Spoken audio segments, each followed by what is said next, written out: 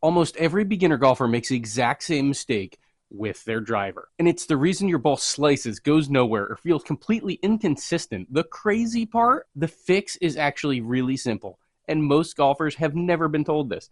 I can usually tell within one swing why someone slices their driver, and it's almost always this.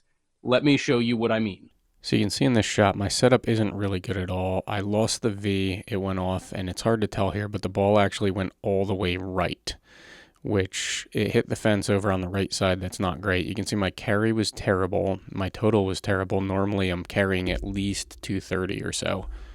Another thing, if you look at my club speed, it's only 93. Right now I'm hitting closer to 105 to 110, and the side carry was 29 yards. So that means I would be off the fairway, not even close to where I want to be. That shot right there, that's what most golfers are dealing with. And the frustrating part is, it feels like you made a decent swing.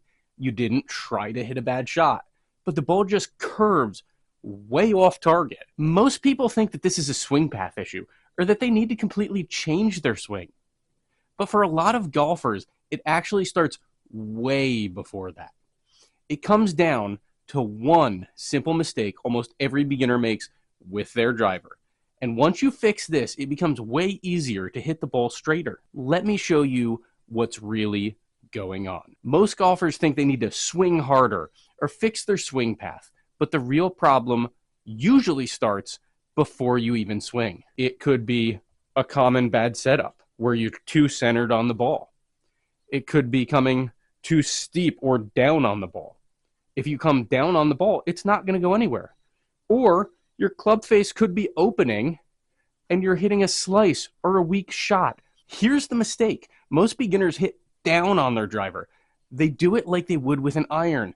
Keep it simple though. The driver is not an iron.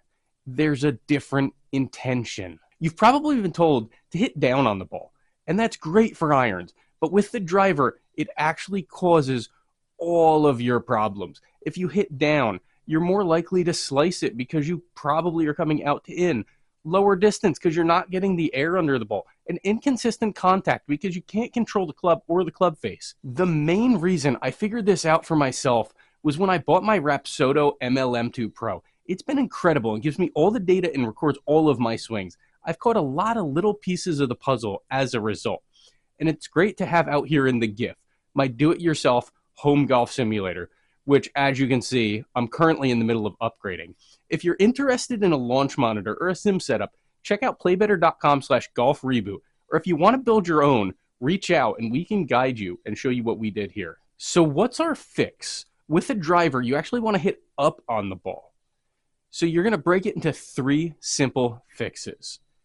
First off, ball positioning. So for ball positioning, how I normally do it is I set up the ball right in the center of my stance. I move my front foot forward a little bit and turn it out, and then I step backwards. That puts the ball right at the front of your stance. Now, tee height might be a little hard to see here, but if I put the driver right behind the ball, the tee holds the ball from a quarter to a half ball over top of the driver. This helps you get air under it.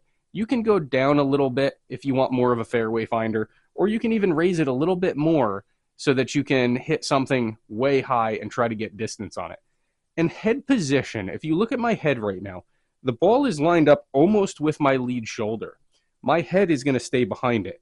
That's going to help me stay level, and it's going to help me go up as I'm coming through the ball. And in a second, I'm going to show you the one thing that instantly tells you if you're hitting up or down. So I'm going to break in for a second here. Now, once you get all of your driver mechanics sorted out, one thing I will suggest, and I did this winter, get yourself a speed training system. I got the Super Speed sticks. There's 3 that come in at different weights, and they have a whole program you can do. What that did so far this year, it's picked up my driver speed by about 5 miles an hour. With the driver, or with any club really, 1 mile an hour is about 3 yards on a solid contact. So I suggest getting that if you want to gain a little more distance, but make sure you get the mechanics down first. Don't go too crazy trying to swing out of your shoes. It's all about having good mechanics and then increasing your speed. So here it is. Here's a simple way to feel this to help learn how it should feel. It may look dumb to do, but it'll get you into the right position. So this is how I set up when I was trying to relearn the driver last year. So like I said before, I've got the ball there. I'm setting my feet up so that the line right between my 2 feet is in line with the ball. Next up, I'm going to take the club and put it just behind the ball and drop it down to my knees. So I know that I'm in a good spot. It's just coming above the top of my kneecap. I'm going to move my front foot forward a little bit and flare it out. That helps me get more rotation. And my back foot is going to go backwards. It's going to be just outside of shoulder width. I also usually drop it back a little bit, which that helps me get more of a draw bias. Okay, so the club's there, feet are there. So with my front arm, you probably see people tell you all the time, turn your shoulder in and your arm out. That's cool, that works. Then take your trail arm out at the shoulder, in at the elbow. Bend over, and you are perfectly set up. So this is how I would set up this drive. Another thing you can do, if you struggle with moving your arms, you can take your arm and go up and over and grab the club. That's going to set you up right. And then you're taking this and basically coming under. Another way to get more height, you don't want your shoulders to be perfectly level. You want a little bit of dip in it. So what I've learned to do, I'll take my trail hand, come down to just above my knee, and then grip the club. So now I'm set up for the swing. And at this point, I'm going to try to keep the V in my arms as long as I can. If you want to look good while you're making your swing look good, check out bustedgolf.com/golf-reboot. Their stuff is great and they do great things. I have a bunch of their stuff, including this hat, and it's all quality and I love it. So this is what happens when you do it correctly. So right here is a video of me playing an actual hole on a course when I was doing an outing last summer. So you can see me setting up. I've got the driver the right distance away. I'm setting my feet up, getting my hand ready to go, and dropping my hand down to my knee, doing a couple waggles. I did way too many on this hole.